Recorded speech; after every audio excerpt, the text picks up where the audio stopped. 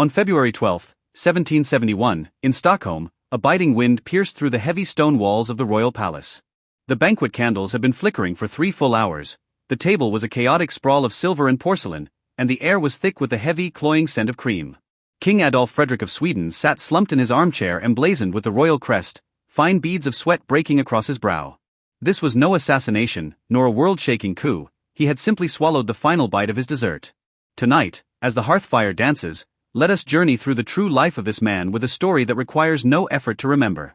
History knows him as the king who ate himself to death, a monarch ridiculed by posterity as a mere glutton. Yet, behind the mountains of food lay a soul that was profoundly gentle, intensely lonely, and exceedingly humble. In the treacherous fissures of a volatile monarchy, he chose to grind his every ambition into exquisite pieces of woodwork.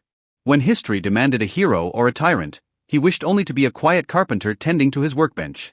Let us slow our pace and observe how this man navigated his ordinary years within the abyss of power before that fatal feast. Adolf Frederick did not set foot on Swedish soil as a conqueror. In 1743, he was thrust crudely into the Swedish royal lineage by Empress Elizabeth of Russia, serving as nothing more than a political pawn. To him, the crown was no divine gift, it was a heavy, frigid set of iron shackles. At the time, Sweden was in its age of liberty, where power was held by bickering political factions, and the king was reduced to a mere rubber stamp. The young Adolf would sit in the cavernous council halls, listening to ministers hurl insults over policy, while not a single soul truly looked at him. His broad, gentle face, etched with a habitual kindly smile, seemed profoundly out of place in that era of bristling swords. He soon realized that whenever he attempted to voice an opinion, he was met with nothing but polite, icy indifference. Thus, during countless solitary afternoons, he shunned the palace corridors reeking of intrigue and tobacco. He tucked himself away in a dim side room filled with the fragrant scent of timber, a tiny island he built for himself. There he was no longer a sovereign force to balance factions, but a craftsman concerned only with the precision of straight lines and elegant curves. Had you stepped into Adolf's workshop in those days, you would have been astonished by the king's intense focus. His greatest skill lay in the crafting of snuff boxes, delicate trinkets that shimmered with a warm, woody luster under the lamplight. He did not merely dabble. He went so far as to invent a specialized set of fixtures for his lathe, with a precision that left master craftsmen in silent awe. To him, wood was incapable of betrayal. The amount of tenderness you bestowed upon it would be returned in kind by its smooth, polished finish. Yet outside his sanctum, his life was compressed by an insurmountable pressure. His wife Louisa Ulrika, sister to Frederick the Great of Prussia, was a woman of soaring ambition and an insatiable thirst for power. Louisa could not abide her husband's humble contentment. She frequently mocked him in their private quarters as a spineless coward. She instigated a coup to reclaim the royal prerogative stripped by Parliament, only to meet with a crushing defeat. In the shadow of that failure, Adolf had to endure not only the humiliation dealt by the politicians but also his wife's ceaseless grievances. His only rebellion was to retreat further into his workshop scented with wood shavings, carving his every resentment into the very grain of the timber. The irony of history is that Adolf Frederick was perhaps the most beloved king in Swedish annals. The reason was simple, he was profoundly kind to the point where politicians found him dull, but commoners found him radiant. He had no taste for extravagance, he would personally visit the slums, stripping off his own heavy fur coat in the snow to give to a beggar. When he appeared on the streets, the people did not kneel out of fear of his majesty, but smiled genuinely at his innate amiability. He once wrote in his diary, "Had I not been forced to be a king, I might have been the happiest carpenter in Stockholm."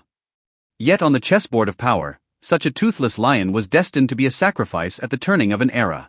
As time marched on, Sweden's economy began to falter, prices skyrocketed, and the grievances of the populace drifted toward the palace on the winter winds. Adolf felt an unprecedented weight, a systemic crisis that his simple kindness and woodwork could not solve. He began to grow increasingly reliant on food. The tangible sensation of filling himself from throat to stomach became his sole defense against the encroaching void of his existence. Now, let us return to that winter night in 1771, the final act of his life's theater. Adolf sat before a lavish feast: lobsters, caviar, smoked herring, and a gargantuan pot of sauerkraut. He was old now, years of courtly oppression had clouded his eyes, which only sparked with a faint light when faced with a meal. He first consumed vast quantities of seafood, followed by rich broths, his stomach expanding in a heavy, desperate joy. Attendants tried to urge moderation, but he merely smiled and waved them away, like a child finally granted parole from solitary confinement. The climax of the banquet was the traditional Swedish dessert, the semla, a cream-filled bun stuffed with almond paste and soaked in hot milk. Adolf devoured 14 servings of semla that night, each one like a heavy brick laid upon the fragile wall of his health. Upon swallowing the final bite of milk-soaked bread, a sudden violent pang of agony seized his chest. This manner of passing was recorded in history books with absurd mockery. People laughed at the fool who died into his dinner plate. But only those present saw that in his final moment, his expression was not one of terror, but a mixture of profound satiation and weary relief. The life of Adolf Frederick drew to a close in the early freezing hours of that morning. Following his death, his son Gustav III swiftly reclaimed royal authority through a coup, bringing the Swedish Age of Liberty to an end. The public soon forgot the good man who had hidden in his workshop for a lifetime, turning instead to praise the strategic brilliance of the new king. Yet the woodwork Adolf left behind still shimmers with a quiet light in museums 2 centuries later. The curves of those snuff boxes are so precise, the lathe fixtures so meticulously crafted, as if whispering a tale that was never meant for the throne. Though he was a king, he spent his life resisting the pressures of his era in the manner of an ordinary man. He may not have been great, but he was authentic. He may not have been heroic, but he was profoundly gentle. Now, let us drift into slumber alongside this warm and honest serenity. The banquet has ended, the lamps in the workshop have been extinguished, and it is time to set down every burden. Gut nicht, and may sweet dreams attend you.